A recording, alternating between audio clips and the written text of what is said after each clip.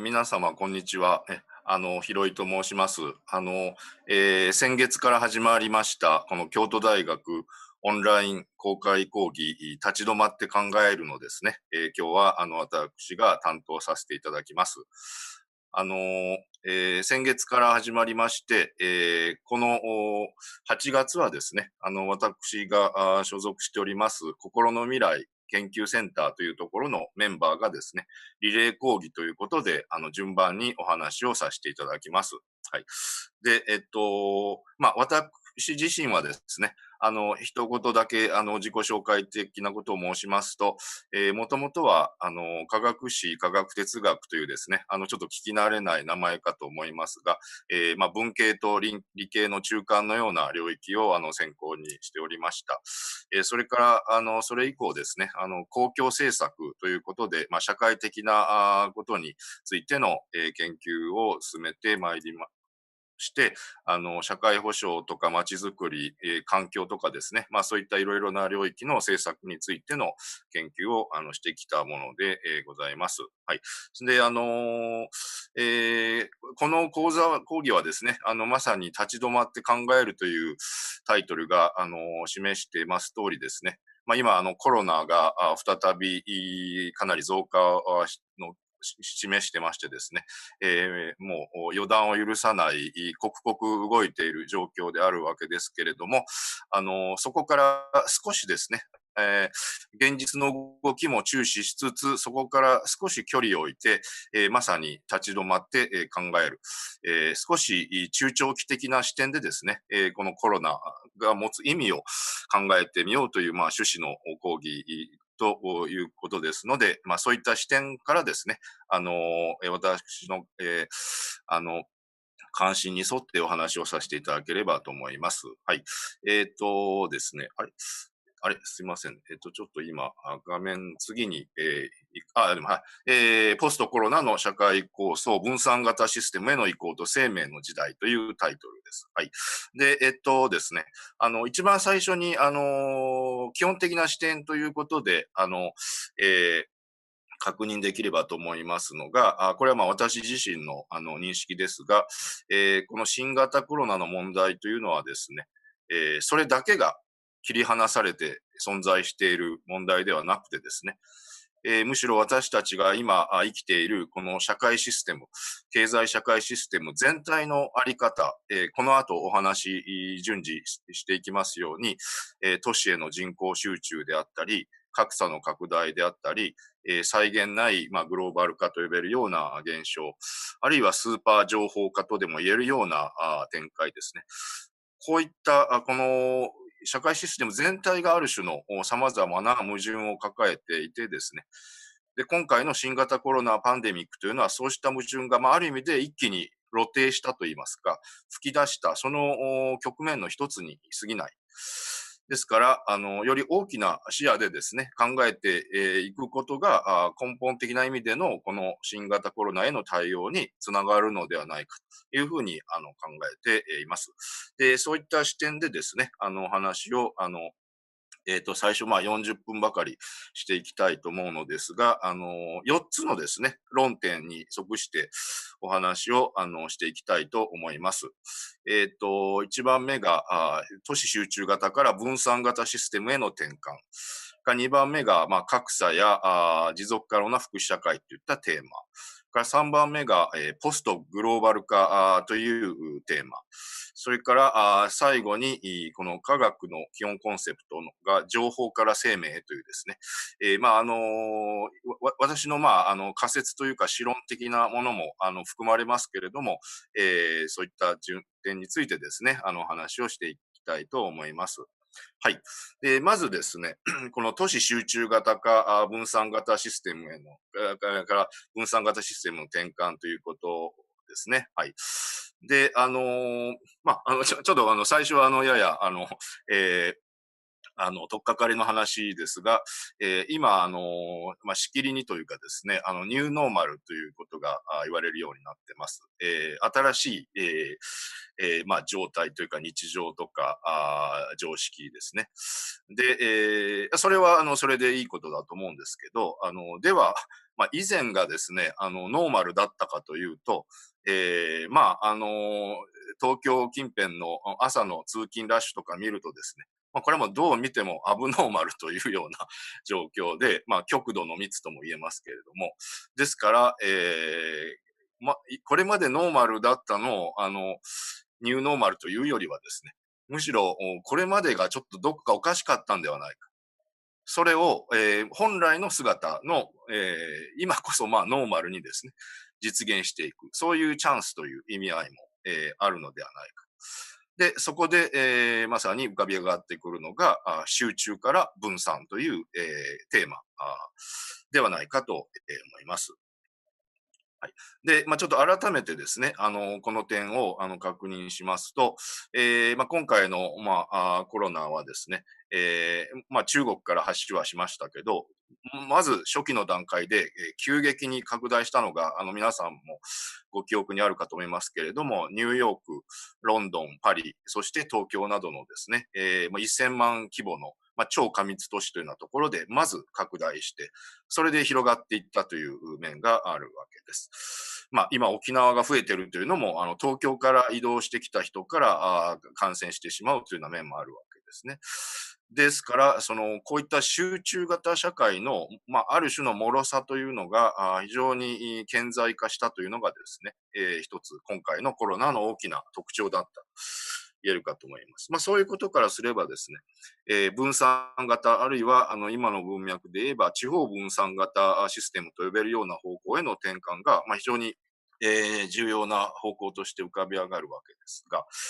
実は、今回のコロナが発生した時にですね、私が、少なからず、驚いた点がありました。それは何かというとですね、実は3年前に2017年の9月に AI を活用した日本の未来の持続可能性に向けての政策提言とシミュレーションというのを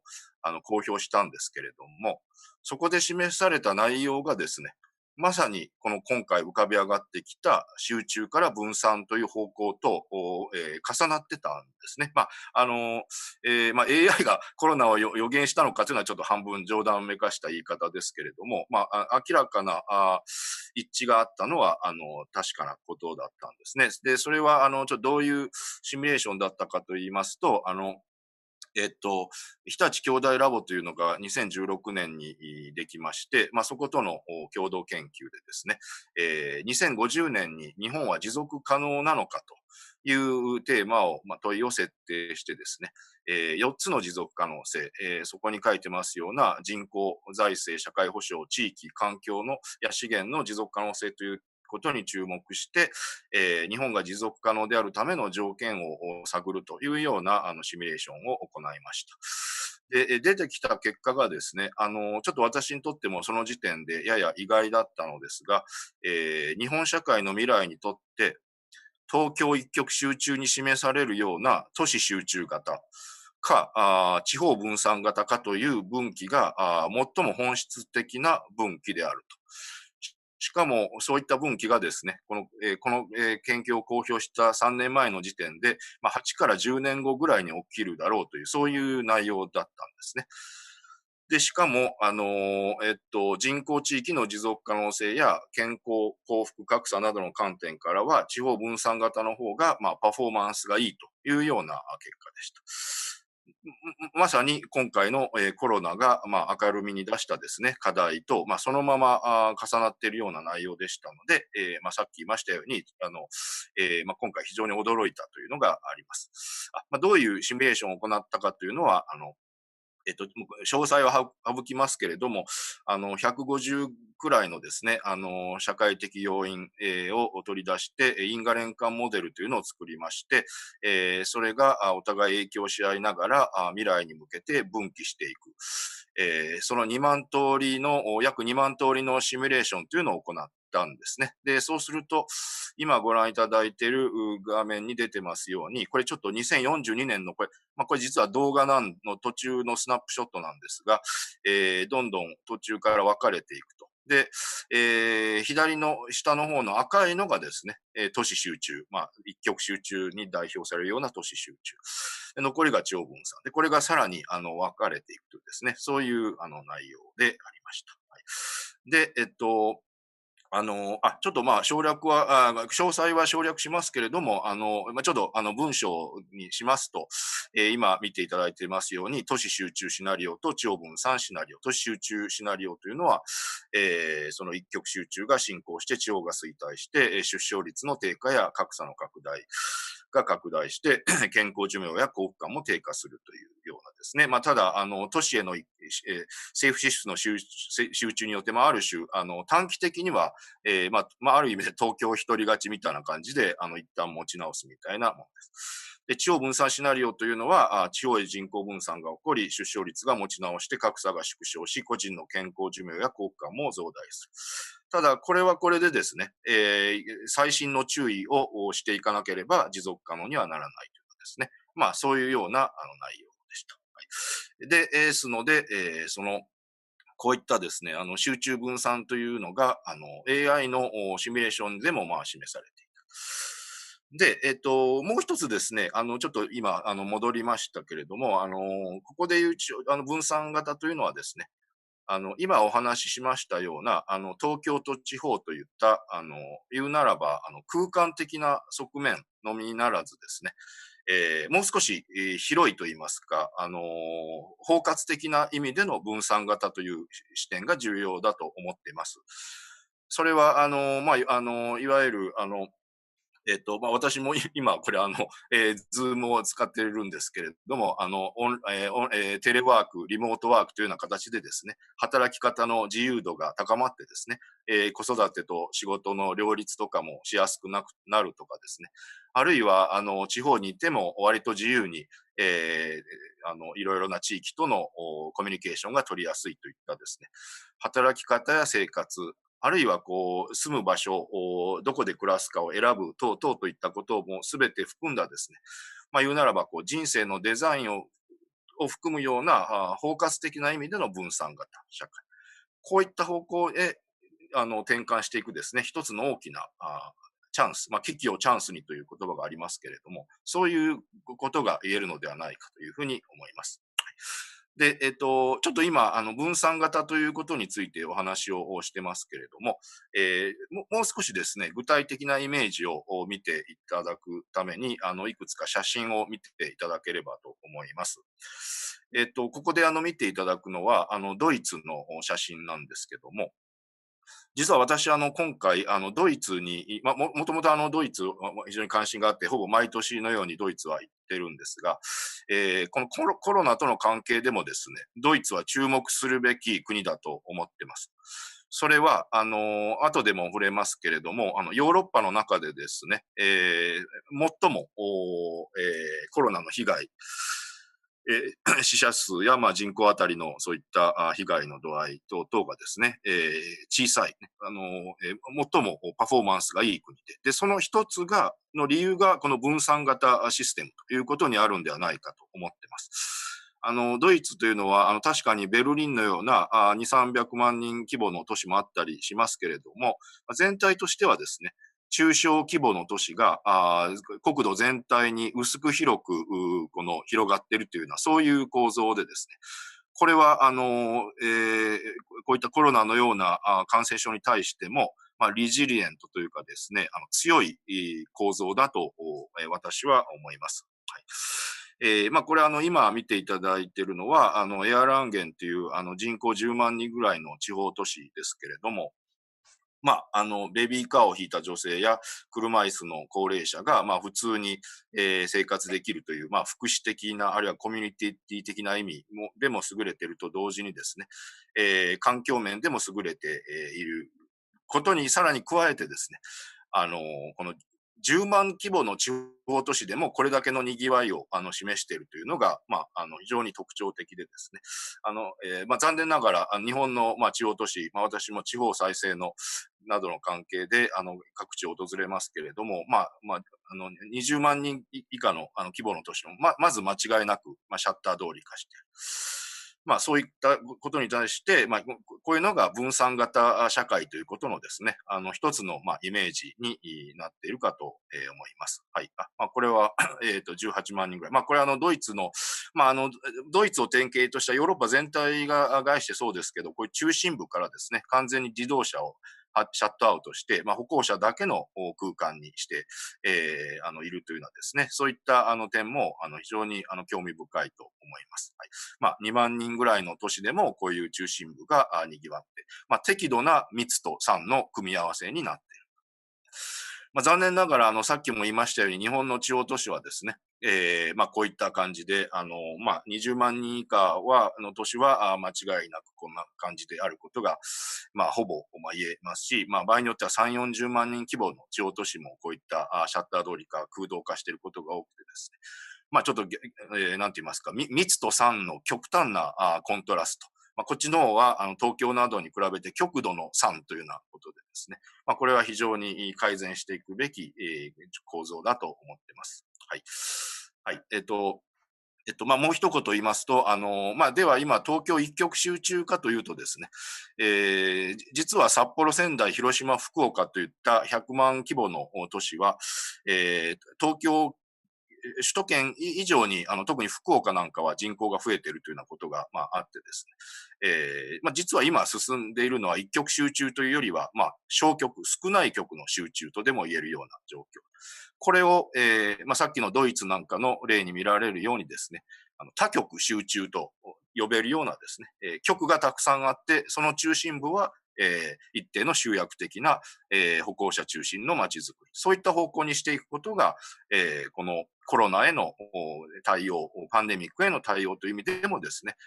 非常に重要な意味を持つのではないかというふうに思います。はい。で、ちょっと分散型の話をだいぶしてますけれども、これに関してもう一つだけですね、ちょっと指摘しておきたい点があります。それは、人口減少社会との関係ということなんですね。はい。これは皆様、ある程度知ってるという方もいらっしゃるかと思いますけれども、これは日本の人口を長期的な流れで見たものですけど、明治以降ですね、この線が直立するぐらい急激に増えていって、2008年がピークで、それ以降、今、人口減少社会に突入してですね、現在の出生率、1.4弱ぐらいがずっと続くと、2050年過ぎには1億人を切るということで、もうまるでこれは、ジェットコースターのような図になっているわけでですね、ちょうど私たちは、非常に大きなターニングポイント、コロナ以前にこれは分かってたことですけれども、時代の大きな転換点にですね、立っているということが示されていると思うんですね。で、ちょですね、これは少し、話をやや世俗的にしてしまうんですけど、今、木綿のハンカチーフというですね、私が中学校ぐらいの時に流行った歌の、ちょっと絵を示してるんですけど、これ私ぐらいの前後の世代の人には、説明が不要なんですが、学生とか若い世代に話しても、全然通じないというのはですね、そういう話題なんですが、なぜここでこの話をしたかというとですね、まさに、さっきのまでの話とつながるわけで、人口増加の時代というのはですね、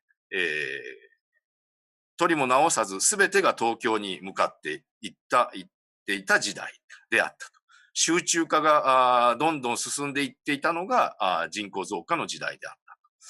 その両方がパラレルな現象であった。ですね。で、それがこれから人口減少社会になっていくわけですから、集中から分散というのはですね、こういった時代の構造変化から見ても、非常に、ある意味で当然なと言いますかですね、そういう、変化であるということが言えるかと思います。関連する例で、これは毎年9月ぐらいに東京の有楽町近辺で行われているふるさと回帰フェアというものなんですけども、あの、これ去年ちょっと私これ一定の関わりがあったんですが、なぜ今若者は地方を目指すのかというのがタイトルでですね。事務局の方に聞くと、数年前までは、このフェアに参加するのは、U ターン、I ターンとかでですね、もう、8割方中高年の方だと。それが今ではもう逆に、20代、30代の若者が、中心になっているということでですね。そういう、これは、ある意味で時代の方向を、示すものではないかというふうに、感じています。はい。ですから、この1番目のテーマを、まとめますとですね、新型コロナとの関係でも先ほど言いました、分散型社会への、移行転換というのが大きな課題。で、これは、コロナだけで言える話ではなくてですね、人口減少社会への移行というですね、より中長期的に大きな構造変化からも進んでいくものでですね、コロナはそれをある意味で加速させるような、契機と言えるのではないかという、そういうふうに、思っています。はい。で、ちょっと1番目の話、割と時間取りましたけれども、やや、ピッチを上げてですね、2番目の話以降に進んでいきたいと思います。2番目は、格差の是正と持続可能な福祉社会のビジョンというテーマなんですね。はい。でこれはですね、これちょっと昨日の時点での、新型コロナによる死者数の、国別、ランキングというか、そのワースト10を示したものです。アメリカが、1位ですね。で、ブラジル、メキシコ、イギリス。これ赤で示しているのは、いわゆる先進国、工業化した国を赤で示しています。実質、ヨーロッパとアメリカですけども、で、インド、イタリア、フランス、スペイン、ペルー、イラン。これは正確に言えばですね、人口規模に違いがありますから、人口あたりで見るべき、それがより正確な比較になるわけですけど、ひとまず、大まかなイメージでですね、国別の死者数を、日本はあれ、1000人をこの間超えたぐらいですから、圧倒的に規模がこれ違うというですね、状況が見て取れるかと思います。で、アメリカが特に多い。で、これがですね、どういった要因がこの被害の大きさを規定しているのかというのはですね、当然、最も重要なテーマの一つで、これはもう無数の様々な要因が関係しているわけですから、そう簡単に結論が出せるものではない、極めて複雑な要因が関係していると思いますが、先ほど言いました集中化分散化ということと並んでですね、大きいのが、実は格差という点が働いているのではないかというふうに思います。で、今ご覧いただいているのは、ジニ係数といって、皆さんの中に知っている方もいらっしゃるかもしれませんが、経済格差をですね、示す度合いのその指数なんですね。大きいほど格差が、大きいと。で、従って今見ていただいている図では、右側の国の方が格差が大きい。左の方が小さい。そういう風になっています。で、そうするとですね、これアメリカ、イギリス、スペイン、それから日本はちょっと非常にこれ、また、特殊例というかですね、後で触れますけれども難しいんですが、イタリア、フランスというようなあたりを見るとですね、ここでいう、格差の度合いと、ある程度、その国の並びがですね、関連しているのではないかということが、見て取れるのではないかというふうに思うんですね。つまり、もちろんこれは、まだまだ精緻な分析が必要なテーマであるわけですけれども、この新型コロナの被害の状況がですね、その国の格差や貧困、あるいは医療保険や社会保障制度と一定の連関が見られるというふうに、私自身は社会保障関係の研究もしてきた人間ですので、特にそういう点に注目したいと思います。アメリカ、イギリスというのは、いわゆるアングロサクソンの国々でですね、全体的に小さな政府、社会保障は極めて、アメリカが特にそうですけれども、小さいというかですね、不十分です。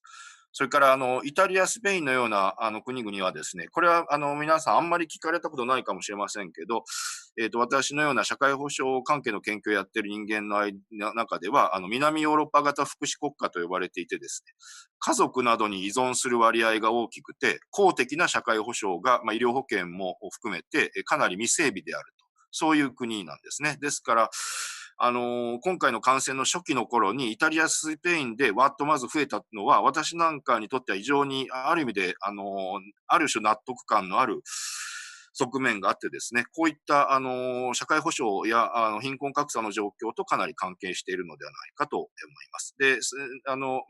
改めて確認すると、そういう、衛生状態とかの問題からですね、貧困層まず広まりやすいわけですけども、公共空間というのは中間層も普通に、通るわけですから、やがては中間層に広がっていくと。私、アメリカに80年代と2001年に、合わせて3年ぐらい滞在したことがありますけれども、これは、まさに実感として感じることであってですね、そういった社会の構造とパンデミックの広がりが、かなり関わりがあるということは確かなことではないかと思います。ですから、社会保障システムの整備がパンデミックに対する、やはりここでも強さ、レジリエンスとして機能するという点が、重要ではないかと思います。はい。それで、3番目にですね、の話題に進んでいきたいのですが、ポストグローバル化の世界の構想というテーマを、取り上げたいと思います。これは多少1番ともつながり、また別の意味で2番ともつながってくる話題だと、思っています。これはですね、ちょっと基本的なおさらいで、もう皆さんの中には大体この手の話は、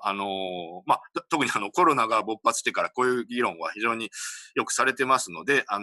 ご存知の方も言っていらっしゃるかと思いますけど、大きく言うとですね、このパンデミックの歴史というのは何らかの意味でグローバル化ということと、関連してきたと。有名なと言いますか、14世紀の、ペスト大流行ですね。ヨーロッパの多くの人口が亡くなったと。これは、いろいろ諸説ありますけれども、モンゴル軍のヨーロッパ遠征を契機に中国方面からユーラシア大陸経由で伝わったという説がですね、一つ有力なものとしてある。それから16世紀、これはコロンブスが1492年アメリカ大陸を発見したと言われていまして、これで、一行が梅毒をヨーロッパに持ち帰ったり、逆にそのほぼ同じ時期にですね、天然痘がスペインが中南米に、持ち込んで、アステカ文明が滅んだとか、それから19世紀、産業革命以降の工業化の時期に、イギリスが支配しつつあった、そのインドからコレラが発生してヨーロッパなどで、大流行とかですね。それから、よく話題になっている、スペイン風邪ですね。20世紀。これは、第一次大戦の、国境を越えた兵士の大量の移動や環境の劣悪さが背景ということで、グローバル化とそのパンデミックということが、かなり関わりがあるということは確かなことだと思います。ただここでですね、直ちに、それで私は、だからグローバル化ダメと、ノーという単純な議論は、できないと思うんですけれども、ただ、これもですね、コロナ以前から、ポストグローバリゼーションという流れがですね、いろいろな形で出てきていたというのは確かだと思います。で、この場合に、ポストグローバル化ということでですね、二つの方向がせめぎ合っているという状況ではないかと、私は見ています。一つはそのトランプ現象に見られるような強い拡大成長志向と一体となった、ナショナリズム、排外主義というような、姿ですね。でもう一つは、先ほどから取り上げている、ドイツとか北欧、概してヨーロッパにより顕著なですね、方向で、これはローカルな経済循環や共生から出発して、いわば持続可能な福祉社会、環境や福祉、一定の先ほど見た格差のない平等で、環境や経済と両立するような方向ですね。これが異なる姿ではありますけれども、いずれもポストグローバル化の2つの道を示しているのではないかというふうに思います。はい。で、私自身はですね、これは後者が大きく言うと、世界あるいは人類にとってはですね、不可避の道ではないかと、考えます。一つのキーワードはローカライゼーションだと思っています。つまり、グローバリゼーションは一定は必要だと思いますけども、その過度のグローバリゼーションやインバウンド依存ですね。ちょっと少し別の視点で言うと、今回日本が特に打撃を受けたのが、中国からのインバウンドに、良くも悪くも、依存していた、経済分野がですね、大きな打撃を受けたわけですけれども、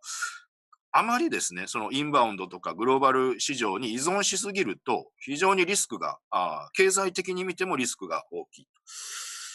つまり、むしろローカルな人物金の循環から出発して、ナショナル、グローバルにと積み上げていくようなですね、経済の姿が求められている。言い換えますと、グローバル経済まずありきで考えて、ナショナル、ローカルに降りていくというような発想ではなく、ローカルから出発して、しかしそこで閉じるわけではなくて、ナショナル、グローバルと開いていくというですね、そういう方向性が重要ではないかと思います。はい。で、その一つの、ローカライゼーションの、わかりやすい例としてですね、私なんかが時々、紹介させていただいたりもするのは、これは岐阜県の山奥の方の、福井県との県境の糸代地区という、限界集落的になっている地域なんですが、ここにですね、U ターン組の若者が中心になって、小水力発電をベースにした、地域再生を進めてきて、この10年、15年ぐらいですね。それがかなり成功して、地域内では完全にエネルギーを自給して域外まで輸出するように、なっていると。でこれを中心に行っているのが、ちょっと写真を出してます、平野さんという方でですね、この方は経歴が面白くて、面白くてというか興味深くてですね、東京の外資系のコンサルティング会社で、バリバリのグローバルな仕事をされてたのが、いろいろと疑問を持つようになってですね、結局グローバルな、問題というのも、それは結局資源をめぐる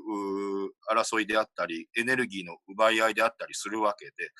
ということはグローバルな問題もですね、ローカルから解決していく以外ない。ローカルなレベルで食料やエネルギーをできる限り自給していくことがですね、グローバルな問題の解決にもつながるということで、こういった活動、事業を始められたということでですね、ちょっと平野さんに最初に、コンタクトを取った2012年ぐらいにいただいた、メッセージをちょっとそこに紹介させていただいてますけれども、非常に私から見ると非常に感銘を受けた内容になっています。はい。これは最近穏やかな革命というドキュメンタリー映画にもなったりしてですね、注目されて、います。はい。で、これをちょっと少し一般化して言いますとですね、経済構造の、経済の空間的ユニットというものがあるのではないか。農業というのは基本的にローカルですね。ローカル。工業化社会というになると、例えば鉄道を敷設するとかですね、道路を、整備する。とりわけ高速道路とか、それから工場を配置する。これは一つの地域では収まらないわけです。だからどうなるかというと、それは国レベルでですね、ローカルな地域を超えた国レベルでプランニングするというのが当然効率的というか必要になるわけで、工業化社会というのはおのずとですね、集中化が進む傾向があると、ナショナル。で、それがさらに情報化の場合は国境を越えてグローバリゼーション。で、しかしそれがですね、私が見るところ、今の時代はポスト情報化という局面に入りつつあると。これちょっと後でもうちょっとお話しさせていただきますけど。で、ポスト情報化というのは、この後でもうちょっと詳しく言いますけど、ローカルなものが経済、福祉とか環境とか街づくりとかですね、そういうものが前面に出てくる時代になっていくのではないかということであります。はい。以上のちょっと、この3番目のをまとめたのが、今見ていただいている図でですね。中世の終わりにペスト大流行があって、その後、経済、資本主義が加速化して、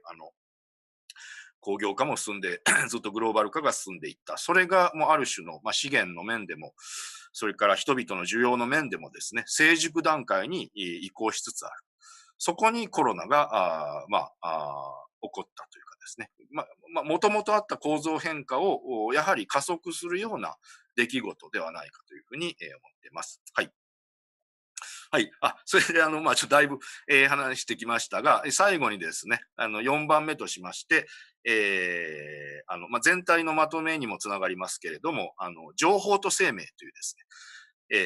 これは非常に面白いテーマで、私もまだ探求途上ですけど、この今回のコロナを通じてですね、情報と生命というそのテーマが非常に顕著に浮かび上がったのではないかというふうに、考えています。はい。で、これはですね、私もともとさっき科学史、科学哲学とやってた関係で、ちょっと長い、タイムスパンでものを見るのが好きなんですけども、17世紀にヨーロッパで科学革命というのがですね、起こって以降、科学の基本コンセプトというのが大きく言うと、次のように変化してきた。物質、エネルギー、情報、生命ですね。物質というのは、最初、ニュートン力学みたいな世界で、マターというか、物質が基本概念。力学ですね。で、ところが、熱現象とか電磁気のようなですね、力学では説明できない現象が現れて、関心が向いてですね、そこで19世紀半ばに、ドイツのヘルムホルツとかそういう人が作ったのがエネルギーという概念。で、これは単に概念のレベルにとどまらずですね、石油の大規模な利用とか電力の使用という具合に、産業化、工業化につながって、社会を大きく変えていった。で、それがさらに20世紀半ばに情報というコンセプトが出されてですね、この後ちょっと、クロード・シャノンといった人たちが、ビットの概念を体系化する。で、一般的に、科学の技術の展開というのは最初基礎理論ができて、それが技術的に応用される。例えばここで言えばコンピューターですね。で、それがさらに技術的応用から社会的普及につながる。インターネットとか、さらにはスマホのような時代ですから、大きく見るとですね、私のような人間から見ると、今、情報というのがしきりに、言われていて、それは確かに大きく動いてはいるわけですけども、情報というのも今ある種の長い流れで見るとですね、成熟期に入ってきている。で、次は、間違いなくと言いますか、一番、この世界の中で根源的かつ複雑な現象である、生命というところに移行しつつある。そこに、まさにこのコロナパンデミックが起こったというふうに、捉えています。で、これは論点的に言うとですね、生命は情報で全てコントロールできるのかというのが面白いテーマだと思っています。いわゆるシンギュラリティのですね、論の、アメリカの未来学者のカーツワイルは、的な世界観は、その生命というのは情報に還元できる。アルゴリズム、ある種の、計算式のようなもので生命は理解できるという、いわば情報的生命観とでも言えるようなもので、カーツワイルはもう、人間は生物学を超えることができるというのが、この本の副題でもあるわけですけど、実際はそうはならない。やっぱり、今回のパンデミックを見てもですね、情報で制御できる部分もあるとは思いますけど、そう簡単に全部コントロールできるということにはなってない。で、それは、その生命は情報やアルゴリズムに尽きない固有の創発性とかですね、内発性を持っているというところが、一つ土台にあると思います。はい。ですから、一つの、私の、展望です。結論的な展望ですけれども、ポスト情報化の時代と、生命の時代ということで、この場合の生命というのはですね、英語のライフというのが、生活とか人生といった意味も含む。そういう、つまり単に生命科学といった狭い意味というよりもっと広い意味を含んでいるわけですし、さらにはそういうミクロの意味のみならずですね、生命というのはその生態系、あるいは地球の生物多様性、持続可能性といったマクロの意味も含んでいる。こうした包括的な意味の生命が、これからの時代の、科学や経済社会の基本コンセプトになっていくのではないか。で、先ほども言いましたように、今回のコロナはそうした方向をですね、非常に、逆説的な形と言うべきかもしれませんが、象徴的に提起したのではないかというふうに思います。はい。で、経済的にもというのをもう一言補足するとですね、いわば生命関連産業、ちょっと、経済的に重要になってくるという意味で、産業という言葉を使ってますけれども、これが、非常に大きくなっていくと、思います。生命関連産業というのは、当然健康や医療、それからさっきもちょっと出てきた環境ですね、自然エネルギーを含む。それからさっきライフは人生や生活を含むと言いましたように、生活とか福祉とか、そういった、介護とかもそうですね。それから農業はもう生命の根幹に関わる、食料ですから。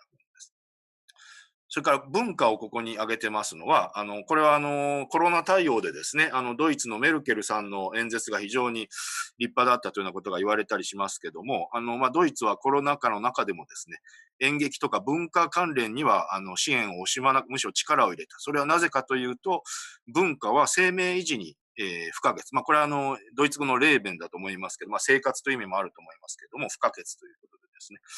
文化ということも含めた生命関連ということが非常に、重要。で、これらは概してですね、割と地域に根ざしたローカルな性格が強いという点もあると、合わせて持っていると思います。はい。はい。で、これが最後のスライドになりますが、今までさっきもちょっと、ご覧いただいた図に、一番下のこの物質エネルギー情報生命というですね、これを入れてるんですけども、つまり、4つのですね、論点に即してお話した話が、全部関連していると思ってまして、最初話したこの分散型システムですね。それから2番目に格差に即して話したこの持続可能な福祉社会。それから3番目に話したこのローカライゼーション。4番目に話したこの生命ですね。これらが連動する形で、のこれからの社会の展望を、考えていく必要があるのではないかというふうに思います。はい。ということで、約40分ですね。ちょっとずっと話を、聞くのはちょっと、苦痛だったかもしれませんが、ひとまず以上とさせて、いただきます。はい。で、ここからは、えっと、えっと、あの、質問を、チャットを通じて、ちょっと、え伺いながら、それに答えるという、えーあの、ことですので、じゃあ、今、チャットで、見えましたので、それにはですね、順番に、答えていきたいと思います。最初は、この結果、日立の研究をウェブで見られませんか？分散しすぎると情報はいいとしても、生活インフラの整備と維持にものすごいコストがかかるのではないでしょうか。とか、分散社会になるために個人にできることはあるのでしょうか。個人が離れたとしても、それはただの孤立になるような。ドイツが多極集中の街で構成された国である要因は、主には何に原因があるのでしょうか。初歩的な質問ですみませんが、いや、初歩的ではないと思います。それから、ざっとちょっといきますと、地方再生の条件は地方にそれなりの経済があることだと思います。中央政府が新自由主義を導入したら元も子もないのではないでしょうか。国の大きな経済政策と地方再生という政策が一致していないように思えるのですが、先生は競争原理の導入と経済保護についてどうお考えですか？それから中国は都市部の富裕層と都市部の貧困層で大きな格差がありますが、コロナでの死亡数は少なかったのではないでしょうか。はい。ですね、以上かな。今のところ以上で、順番に、答えていきたいと思います。最初の、日立の AI との、共同研究は、これはウェブで見られます。ですね、日立兄弟ラボで検索、あるいは日立兄弟ラボ、拾いで検索していただければすぐ出ますので、それをご参照いただければと思います。それから、分散しすぎると、情報はいいとしても生活インフラの整備と維持にものすごいコストがかかるのである。これはですね、この通りで、これについてはちょっと2つ答えがありまして、実はですね、AI のシミュレーションでも、これを、ちょっと、飛ばした点だったんですが、実はですね、一番パフォーマンスがいいのが、地方分散型の中でも、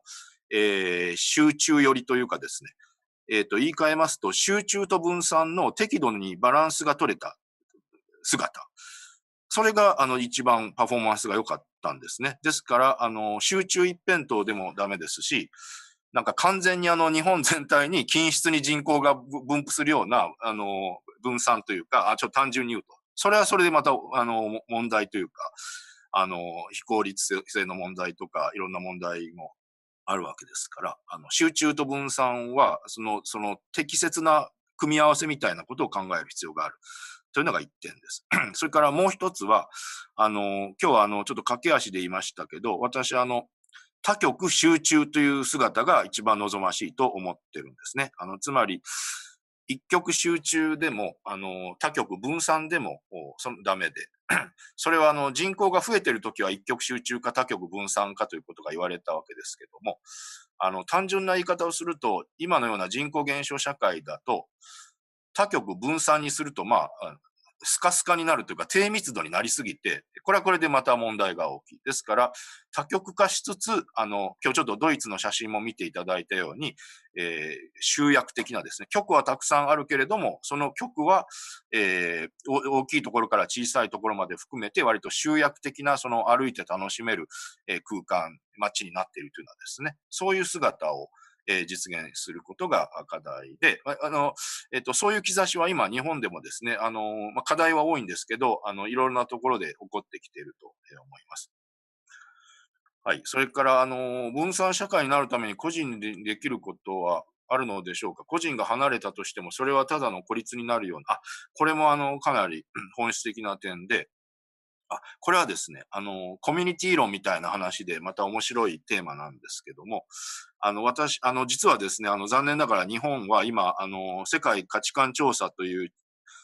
ミシガン大学を中心に行われている調査では、社会的孤立度が一番高い国に先進国の中でなってるんですね。それ私よく、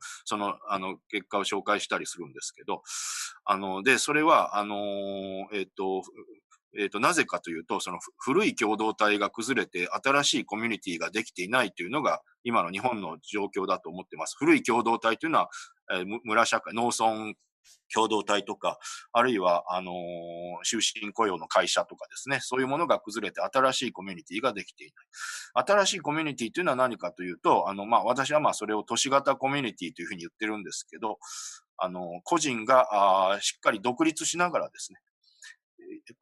集団を超えて緩くつながるような、そういう姿。どちらかというと日本は、空気とかの忖度、最近流行りの言われるように、農村型コミュニティ、集団の中にで渦漏れてしまうみたいな、そういうコミュニティになりがちな傾向があるのを、そうではなくて、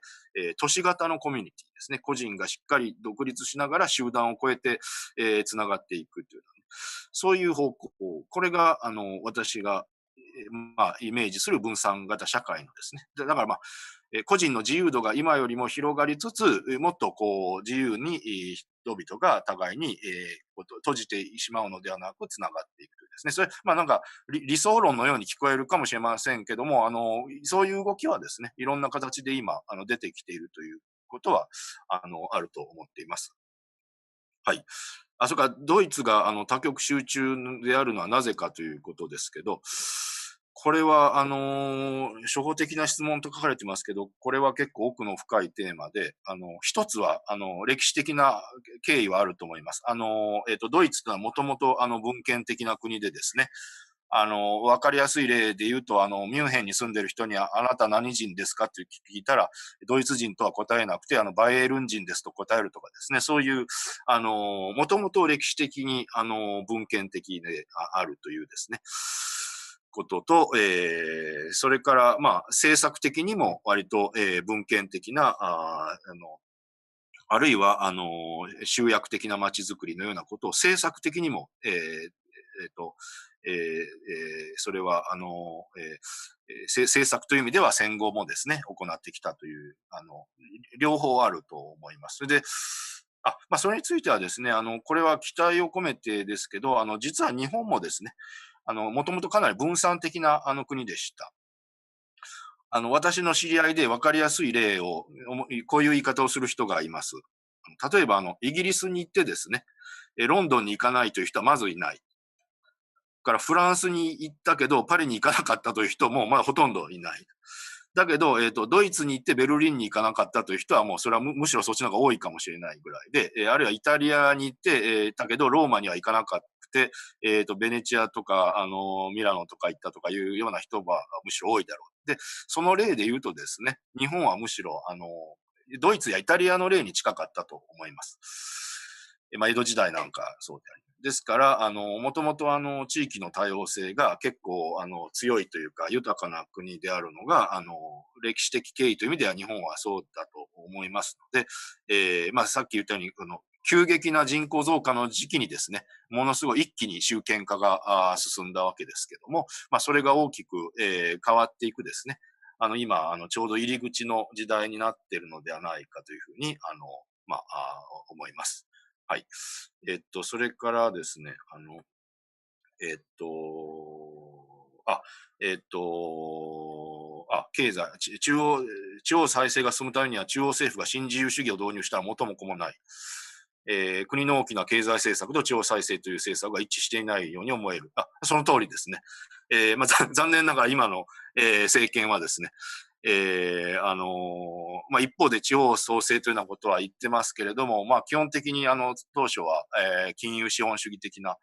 えーあのその、とにかく物価上昇、2%というようなことで、ジャブジャブお金を流すような政策、それから、まあ、意外な理由で頓挫しましたけど、TPP のような非常にグローバル、そこはいろいろ議論ありますけれども、割と、日本の地方や特に農業にかなり大きな打撃を与えるような政策とかですね、全体としてかなり集中志向の政策を進めてきているというのは確かなので、まあ、ある種、なんかアクセルとブレーキを両方踏んでいるというかですね、地方創生と言いながら、そうではない方向をかなり並行して進めてきている。ですから、私なんかは、もう今日話してきましたように、持続可能な福祉社会と言えるような、経済一辺倒ではないですね。並行して、福祉や環境に力を入れた、あるいは、ローカライゼーションという方向に力を入れた方向にしていくべきだと、もう、強く、思っています。はい。まあ、それが、まあ、ポスト安倍の時代にどうなっていくかというようなあたりがですね、また、問われていくと思いますし、まあ、そういう意味でも、この人口減少社会とかコロナということも含めてですね、今が大きな、転機ではないかと、思っています。はい。それから中国の件ですが、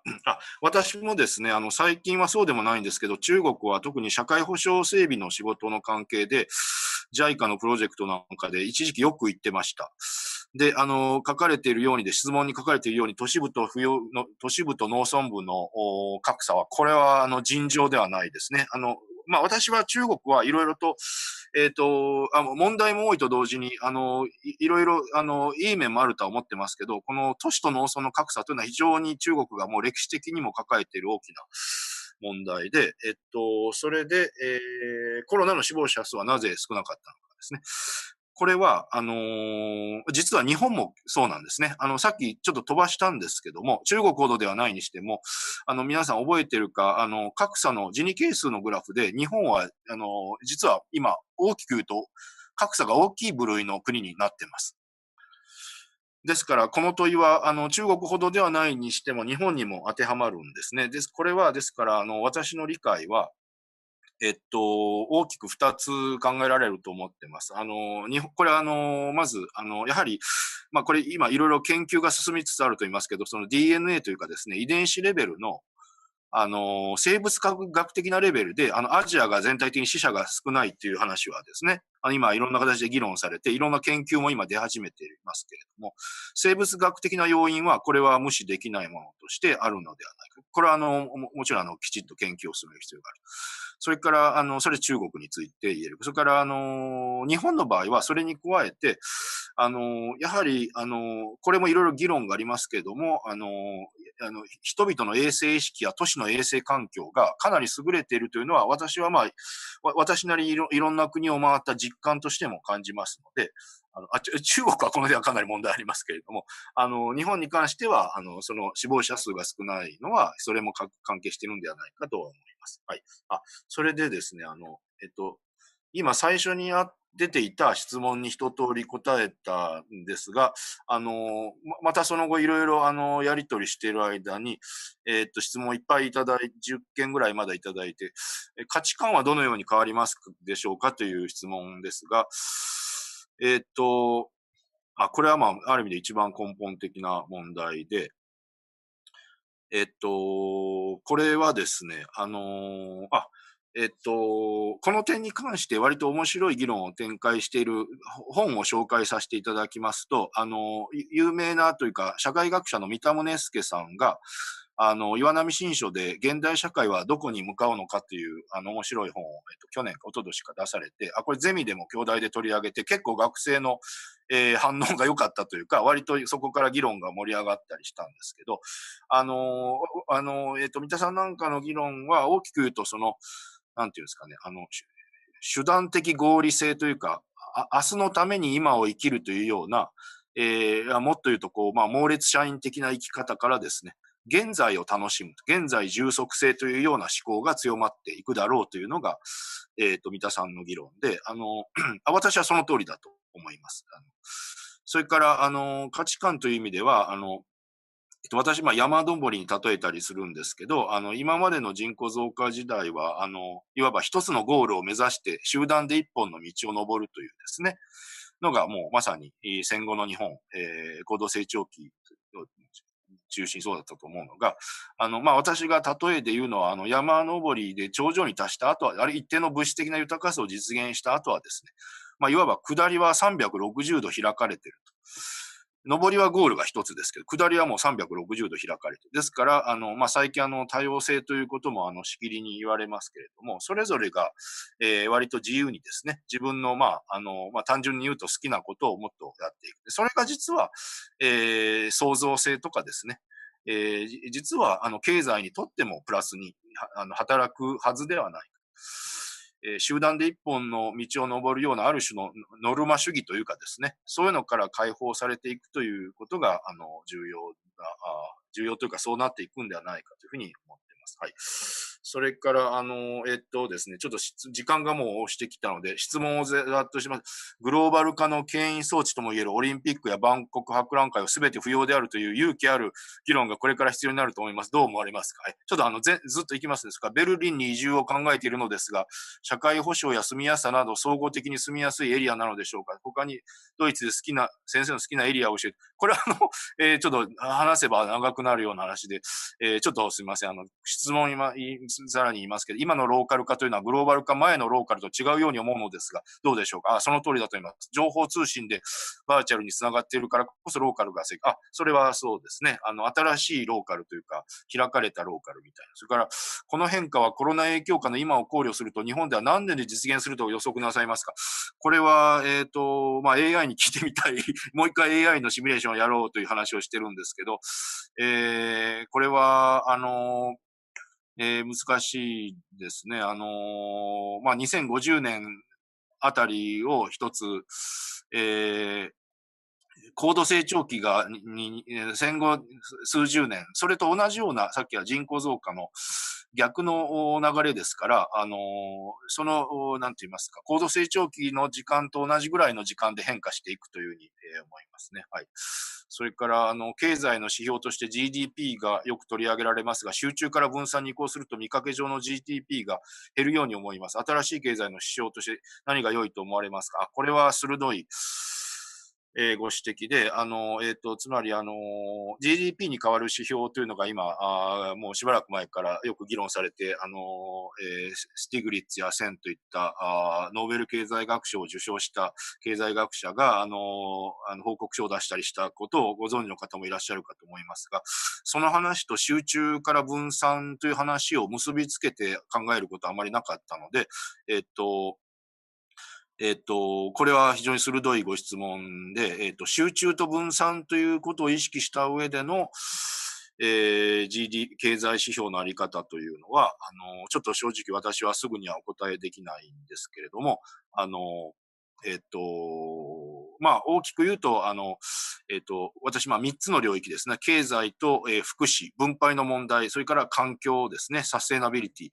その3つを総合化した指標というのが、まあ、基本で、まあ、それにいわゆる、幸福度とかですね、そういったものが関わってくる内容になるかと、思います。はい。それから、さっきの、そうですね、まあ、オリンピックや万博も動き出しているので、私は非常に、ちょっと懐疑的な面があります。それから、くしくもというか、AI のシミュレーションが出したのが、7から10年後というのは、まあ、実は万博が終わった頃なんですね。だから、万博が終わった頃に、集中化分散化の後戻りできない分岐が生じるというのを、まあ、AI は出したということでですね。私は、それは、ある意味で非常に危機感を感じていて、まあ、早めに、手を打っていかないと。まあ、AI のシミュレーションはそんなに絶対的なものではないですけど、まあ、こういったことも含めて、さらに、議論や研究分析を深めていくことが重要かと思います。はい。えーあのいろいろと、本質的なご質問もいただきまして、十分にはお答えできませんでしたけれども、長い時間聞いていただいて、どうもありがとうございました。はい、それでは、今日のこの、講義は以上で終わりにしたいと思います。はい、どうもありがとうございました。